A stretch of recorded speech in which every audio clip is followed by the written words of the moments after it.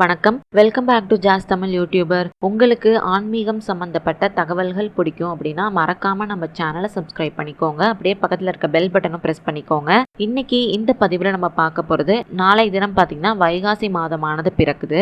நம்ம வீட்டில் என்றைக்குமே நிம்மதி இருக்கணும், கடன் பிரச்சனை இருக்கக்கூடாது, குடும்பத்தில் எந்த விதமான சண்டை சச்சரவுமே இருக்கக்கூடாது, குடும்பத்தில் அமைதியானது என்றைக்குமே இருக்கணும். அப்படிங்கிற பட்சத்தில் இந்த வைகாசி 1ஆம் தேதி நம்ம வீட்டில் கும்பம் வச்சு வழிபாடு செஞ்சோம் அப்படின்னா நம்மளுடைய இந்த வேண்டுதல்கள் எல்லாமே நிறைவேறும். அந்த கும்பம் எப்படி வச்சு நம்ம வீட்டில் வழிபாடு செய்யணும் அப்படிங்கறத பத்தி தான் இன்னைக்கு இந்த பதிவுல நம்ம தெரிஞ்சுக்க போறோம். இந்த பதிவு உங்களுக்கு ரொம்பவே பயனுள்ளதா இருக்கும். அதனால முடிஞ்ச வரைக்கும் எல்லாருமே இந்த வீடியோவை கடைசி வரைக்கும் பார்க்க பாருங்க.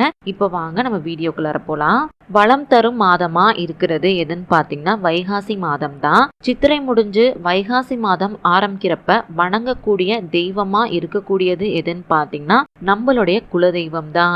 இந்த வைகாசி பிறப்பப்ப உங்க குலதெய்வத்தை வேண்டி இந்த கும்பத்தை உங்க வீட்டுல வச்சு நீங்க வழிபாடு செஞ்சீங்க அப்படின்னா உங்க குடும்பத்துல எவ்வளவுதான் சண்டை சச்சரவுகள் இருந்தாலும் அது எல்லாமே விலகி நிம்மதியானது பிறக்கும். அது மட்டும் இல்லாம நாளைய தினம் உங்க முன்னோர்களுக்கு தர்ப்பணம் கொடுக்கிறது, அவங்க ஆசிர்வாதத்தை அது கண்டிப்பா நமக்கு பெற்றுத்தரும். இப்ப நம்ம இந்த வைகாசி கலசத்தை எப்படி வைக்கலாம் அப்படிங்கறத பத்தி தொடர்ந்து பார்க்கலாமா?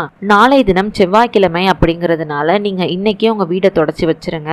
நாளைக்கு காலையில எழுந்ததும் உங்க பூஜை அறைய அலங்காரம் செஞ்சுட்டு தெய்வங்களுடைய திருவுருவப்படம் எல்லாத்துக்கும் வாசனை மிக்க மலர்களால அலங்காரம் செஞ்சுக்கோங்க. மஞ்சள் குங்குமம் போட்டு கண்டிப்பா எல்லா தெய்வங்களுடைய திருவுருவப்படத்திலையும் வச்சுக்கோங்க. அதுக்கப்புறம் உங்க குலதெய்வத்தை மனசார வேண்டிக்கிட்டு கலச சொம்ப ஒன்ன சுத்தம் செஞ்சு எடுத்து வச்சுக்கோங்க.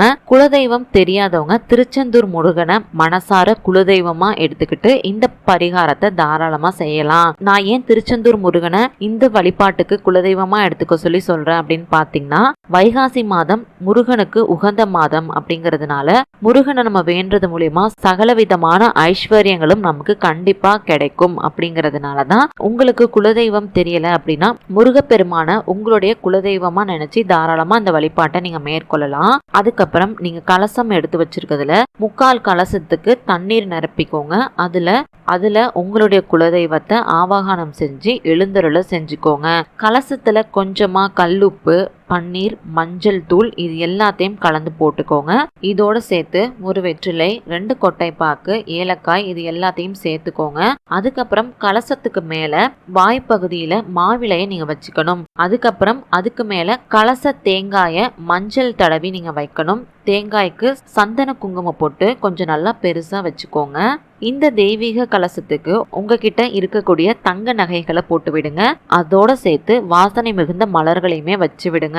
தெய்வ படங்களுக்கு நேரா வாழை இலைய விரிச்சு அதுல பச்சரிசிய பரப்பி பச்சரிசிக்கு மேல இந்த கலசத்தை நீங்க வச்சிடணும். வச்சுட்டு தியானத்துல அமர்ந்து உங்களுடைய குலதெய்வத்துடைய பேரை 108 முறை நீங்க உச்சரிச்சு வழிபாடு செய்யணும். குலதெய்வம் தெரியாதவங்க திருச்செந்தூர் முருகனுடைய நாமத்தை நீங்க தாராளமா உச்சரிக்கலாம். திருச்செந்தூர் முருகனுடைய நாமம் பாத்தீங்கன்னா ஓம் திருச்செந்தூர் முருகனே நம அப்படிங்கிற இந்த நாமத்தை நீங்க 108 முறை சொல்லி வழிபாடு செஞ்சுக்கோங்க.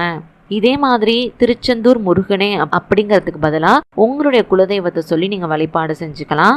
இதை நீங்க செய்யறப்ப உங்களுடைய குலதெய்வத்துடைய அருளானது கண்டிப்பா உங்களுக்கு கிடைக்கும். நெய்வேத்தியமா உங்களால என்ன செஞ்சு வைக்க முடியுமோ தாராளமா அதை செஞ்சு வச்சு வழிபாடு செஞ்சுக்கோங்க. ஒருவேளை உங்களால நெய்வேத்தியம்லாம் செய்ய முடியல அப்படிங்கிற பட்சத்துல நான் எப்பொழுதும் சொல்ற மாதிரி ஒரு டம்ளர் பால்ல கொஞ்சமா வெல்லமும் ஏலக்காயும் கலந்து அதை நீங்க நெய்வேத்தியமா வச்சிங்கனாலே போதுமானதுதான். அடுத்தபடியா இந்த நாள்ல நம்ம பித்ருக்களுக்கு தர்ப்பணம் கொடுக்கறது நமக்கு சிறந்த பரிகாரமா இருக்கு. தர்ப்பணம் கொடுக்க முடியாதவங்க உங்க வீட்லயே நீங்க எள்ளும் தண்ணீரும் இறைச்சு முன்னோர்களை வழிபாடு செஞ்சுக்கோங்க. அவங்களுக்கு பிடிச்ச உணவுகளை சமைச்சு அவங்களுக்கு படைச்சிட்டு வழிபாடு செஞ்சுட்டு அதுக்கப்புறம் உங்க குடும்பத்தோட சேர்ந்து நீங்களும் அந்த உணவை எடுத்துக்கோங்க. இதை நீங்க கடைபிடிக்கிறப்ப கண்டிப்பா உங்க குடும்பத்துல அமைதியும் செல்வ வளமும் கண்டிப்பா செழிக்கும். இந்த வருடத்துல வரக்கூடிய வைகாசிய நீங்க இந்த முறையில வரவேற்று பாருங்க.